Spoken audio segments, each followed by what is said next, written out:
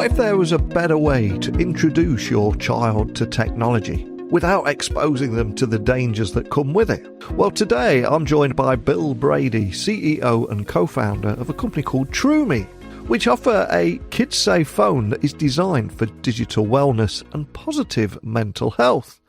And as the world grapples with screen addiction, cyberbullying and mental health toll of constant connectivity, Troomi is taking a different approach to help kids. So I've invited him on here today to talk about the Android-based platform that empowers parents and grows with their child's maturity, all while eliminating the threats lurking in social media and unfiltered web access. So how can we shift the conversation around tech and kids from fear to optimism? Well, it's time for me to officially introduce you to today's guest. So a massive warm welcome to the show. Can you tell everyone listening a little about who you are and what you do? So my name is Bill Brady. I'm the CEO of Troomi, and we're a digital wellness company, help kids have a safe cell phone experience. Most importantly, I'm a husband and father to 5 fantastic kids. And I bring that up because I'm right in the middle of all these issues with kids and tech that we're going to be talking about. I'm right in the middle of it with everyone else. Oh, absolutely love it. And that is one of the reasons I invited you on the podcast today. It's an issue we don't talk about enough. And yet every family everywhere in the world is impacted by this. And to begin with, I've got to ask about your origin story. I mean, what was it that inspired you to create Troomi, and what gap in the market were you aiming to fill right from the outset? You know, the dots actually started getting connected years ago. I was an undergraduate student at university studying marketing and communications and everything. And I read a book called Technopoly by a guy named Neil Postman. And it kind of raised my conscientiousness or awareness around obviously the benefits of technology, but the dangerous potential dehumanizing effects of technology and how it's changing the human experience. And so when my wife and I got married, we were just always very intentional, very purposeful about, what we brought into our house, and decided that we would be intentional the same way with our kids in tech as we had kids. And, and fast forward a few years, and all of a sudden we've got 5 kids. And in the market, there were some solutions that had come out intended to be safer for kids, but they were so locked down that they seemed impractical. So on one end of the spectrum, you could give your kids, a $1,400 iPhone that does anything and everything, and parents are realizing that's not the way to go. And on the other end of the spectrum, some things that were so impractical that, perhaps kids wouldn't use them, or it wouldn't really meet the need.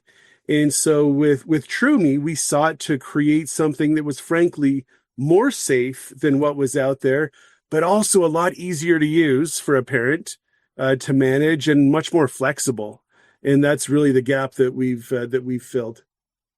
And I think in recent years, we've all seen what happens with that electronic babysitter, how it's become we've all been having growing concerns about screen addiction and, of course, social media's impact on mental health, not just on adults, but on kids especially. So how does Troomi help kids develop that healthier relationship with technology?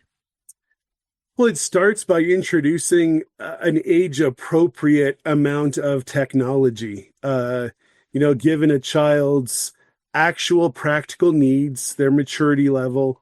It enables parents to give the child what they need for that age. So you can custom fit a Troomi environment for an 8-year-old or a 12-year-old or a 15-year-old, and have it be safe and practical at any of those ages. So it's the idea of giving a younger kid a limited experience and letting them grow into more functionality without having to replace the hardware all the time. The parents are able to graduate them from one function to the next as their needs and their maturity evolve. And I think it's fair to say that many parents struggle to balance that safety with giving kids access to technology, especially. So, how does your approach differ from, let's say, other parental control solutions? Because there are a lot out there. Some are more effective than others. But how does your approach differ? So those themes of maximizing safety while maximizing flexibility, that's a huge one. So, whether you're looking at the way we manage, a safe contact list or the way we manage content filtering, it's not one size fits all. It's enabling parents to very easily, very intuitively custom fit those functions for the maturity of their child. We also have a lot more visibility into what kids are doing and frankly how kids are doing. So we're the only kid safe phone that is concerned not just about safety but overall digital wellness and mental health. So we're actually providing parents with insight into what are their kids' predominant emotions and what are insights into things they may be thinking about and worrying about, which is very differentiating. At the core, we believe that digital safety and positive mental health with kids, they're inextricably connected. So rather than just solve the symptoms of the problem, we want to help parents have the information they need to perhaps be addressing broader issues if they exist. And one of the things that stood out to me is how Troomi's operating system evolves with a child's needs and maturity. And I think that's so important. Children, as they grow up, they encounter so many different problems with technology, and those problems get bigger, obviously, as well. But Yeah. what are the features that make this possible? So I'll call out a couple. One is this notion of contact safe listing. So you can, with contact safe listing enabled, literally the child can only talk and text with people who are on that contact list that's been, vetted by the parent. Um, but that's got flexibility to it. So for an 8 or a 9-year-old, you'd say absolutely. That's going to be a limited contact list, and the child can only send or receive texts with those people. But that's not practical or necessary for a 16-year-old. Yeah. For a 16-year-old, you could say, you know what? There's still a safe contact list. And so you won't be pursued by predators or bullies or spammers. But you know what? You're old enough to add your own contacts. I don't need to approve your contacts anymore. And I've gone through that evolution with my own kids as they learn to have good judgment. Another one is content filtering. So if with content filtering turned on, explicit images are automatically blocked. If there's a nude picture, it's not coming in and it's not going out, which is another one of the big differentiators of, between Troomi and other things out there. If in a moment of poor judgment, a child gets tricked or fooled into sending a picture of themselves that they shouldn't, it's not going out. And you see the horror stories No. around kids and sextortion.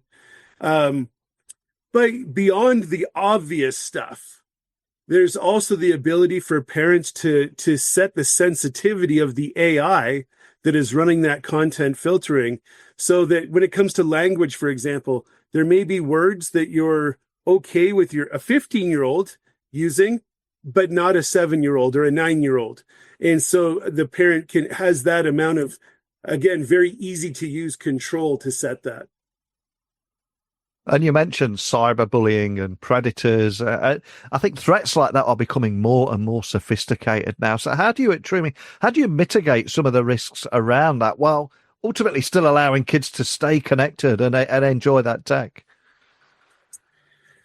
So part of that's a fantastic question, because there's the functionality side of it, but we're also trying to create a relationship with technology where, number one, it's viewed as a tool, an essential tool, but a tool and not a lifestyle, not the default for my free time is screen time. We want kids to be out playing, exploring, going down the street and gathering kids to go to the park and throw balls and do all these things. And so that's the first thing, is just creating a paradigm where kids are using the technology for the wonderful benefits, using it as a tool, but not feeling like I have to be on a screen all the time, which is where so many of those problems begin. If, the more time that kids spend on screens, the greater chances they have of connecting with those, predators or bullies.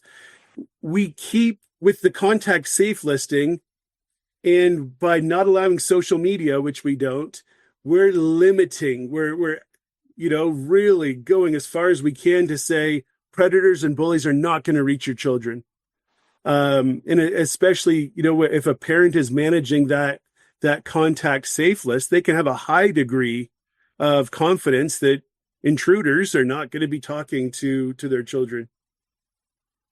I'm 100% with you on everything that you're saying here, especially around finding that right balance and ensuring children are not always face down in their smartphones. But some listening, especially younger listeners, they may have a counter argument that restricting access to social media or gaming might put them at a disadvantage socially. So how would you respond to that perspective? I think that's a lie we tell ourselves, frankly. It sounds like a great argument for a kid who's saying, everyone else has one. I'm the only kid in my class that doesn't have Instagram. Yeah. The truth is, as we dig in on that, it's not just one kid that doesn't have Instagram or doesn't have a full smartphone. Yeah, or Call of Duty or Grand Theft Auto and all that. Whatever those things are, right? And here's the truth, Neil, is there was some phenomenal research done by the Pew Research Center here in the United States that talked to kids and asked kids, what does social media do? What is it doing for you? 73% of the kids in the survey said, I know that social media harms my mental health, but I feel trapped, because of this expectation that, the cool kids are doing it, but I know it erodes my mental health. I actually got a letter from a girl in New York City, and she wrote a handwritten letter. Dear Mr. Brady, my name is so-and-so. I'm 14 years old. I live in New York. I got into trouble with my iPhone, and I need to tell you my story. My mom took the phone away for 2 months. I thought I was going to die. After a couple months, she said, it's time for a second chance. And she gave me a Troomi phone. And when I realized it didn't have social media, again, she said, I thought I was going to die. But Neil, the best part was the end. She said, I'm writing you a letter to tell you thank you, thank you, thank you. I didn't know I could be this happy. And I burst into tears. That's why we're doing what we're doing. And so kids may feel trapped by this expectation that they have to be doing it. But for so many of the kids that never get into it, whether it's the social media or just the excessive screen time, or they're in it and then step out, they immediately see the benefit.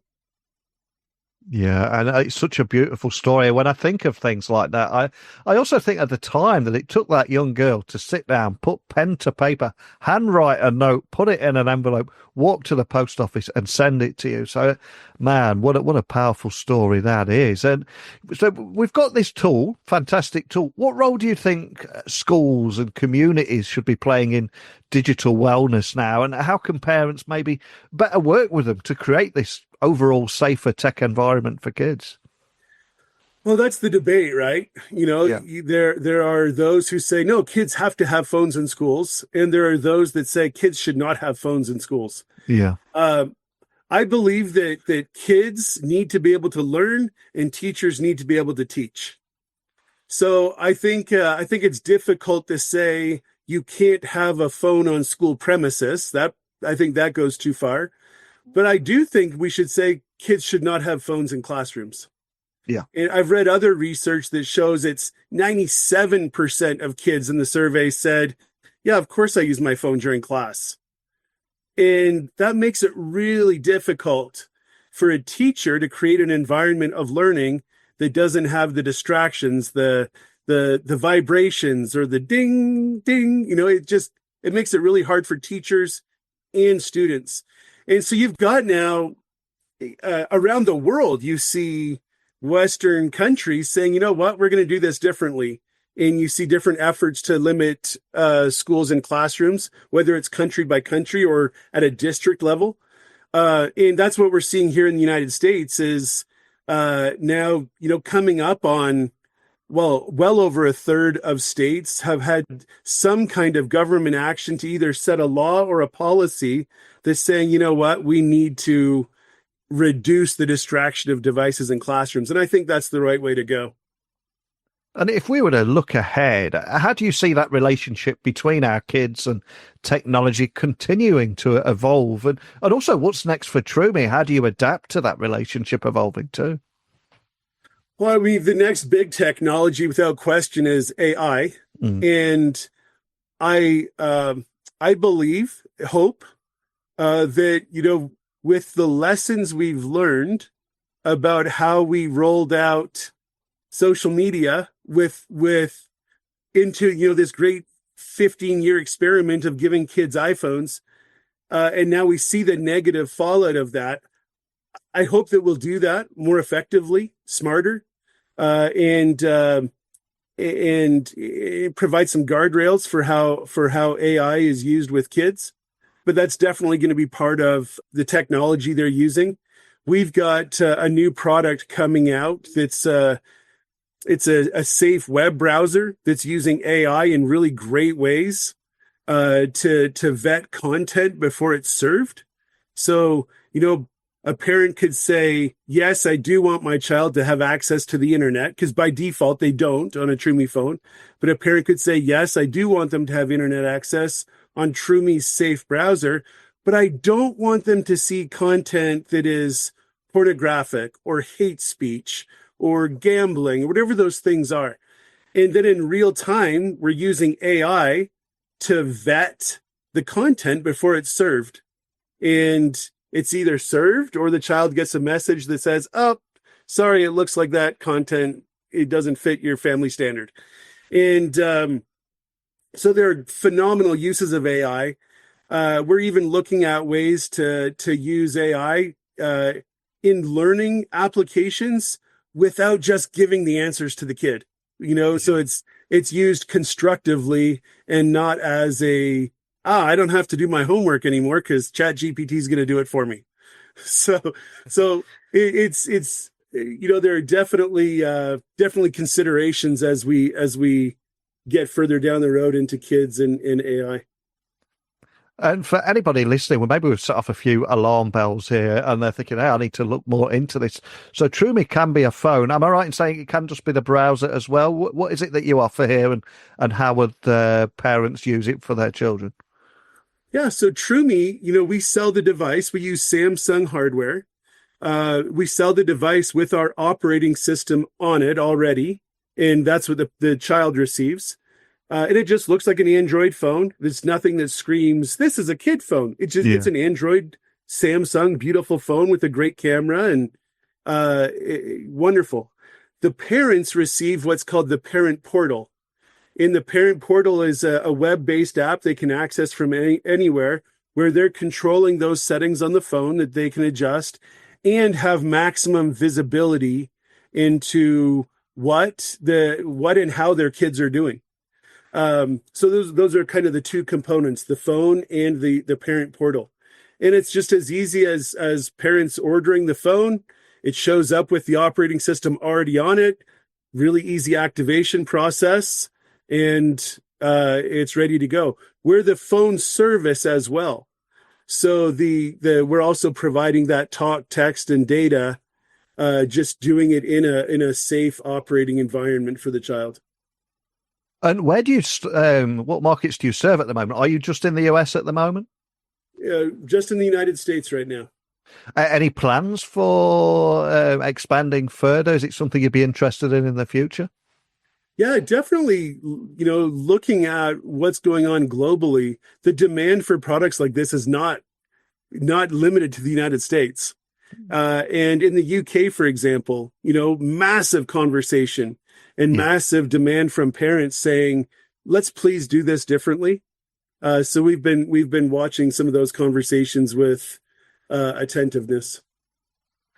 And before I let you go, something I always try and ask my guests, I thank you, first of all, for sharing your insights with me today. But I want you to leave one final gift to everyone listening. I've got an Amazon wish list where I ask my guests to leave a book. So before I let you go, what book would you like to add to that wish list and why? The wish list on Amazon is awesome. I've looked at it, and it filled my cart with books I need to buy. The book that I would recommend is just immediately related to all these issues. And it's a book that was published last year by a researcher at New York University named Jonathan Haidt. And it's called The Anxious Generation. And in this book, Dr. Haidt completely unpacks the relationship between how parenting styles have changed over the last 30 years. And, combined with the introduction of screens into childhood and kind of the departure from a play-based childhood into a screen-based childhood. And he looks at all of the very negative consequences of that, including skyrocketing levels of stress, anxiety, depression, loneliness, isolation among our kids. And he spells it all out, not just for the United States, but for Western countries. He's got research from everywhere. And then he ends with, and here's my advice: stop giving younger kids iPhones, delay the use of social media, get back to a play-based childhood, get kids off screens, let them be kids. Anyway, I think it should be required reading for every parent, because it is just a phenomenal insight into, again, what the consequences have been of giving kids too much technology too soon. Well, I'll add that straight to the Amazon wish list. An incredible and important read right now. And for worried parents in the US, maybe they want to find out more about Troomi and how it might work for them and their family. And equally, if there's a business leader listening, maybe they're interested in being a future business partner with you, maybe expanding it to a different region or a different country. Where can people go to find out more information and connect you or your team? Yeah, Troomi.com is the best place for more info. Troomi is how we spell Troomi. And on the website, you can obviously learn more about the product. But we also have a fantastic set of resources to help parents through some of these questions with, parenting in this digital age. And certainly, we'd love for people to learn more there and figure out what is the right kind of solution for their family.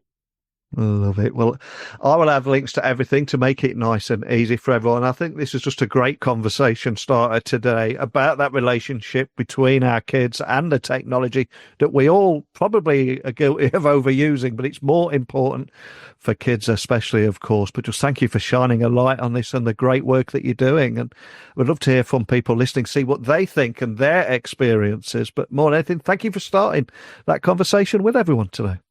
Thank you, Neil. Great to be with you. I think, as Bill reminded us today, the challenge isn't whether kids will use technology or not. It's how they will use it and whether it will serve their growth or undermine it. And Troomi's philosophy is rooted in optimism, and I think we should shine a big light on that. It's about responsibility and giving families a way to introduce tech in a more thoughtful and age-appropriate way. Whether that be safe listing contacts, filtering harmful content, or using AI to enhance learning safely.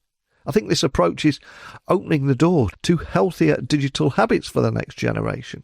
So the big question is, how can we empower kids to thrive in this digital world without handing them the keys to the entire internet all at once?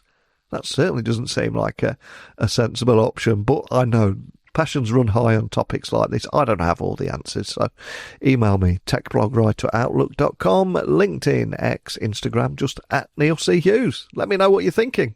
And how are you managing your child's relationship with technology? Love to hear that. But time for me to go now. I'll be back in your podcast feed before you know it with another guest. So I look forward to speaking with you all then. Bye for now.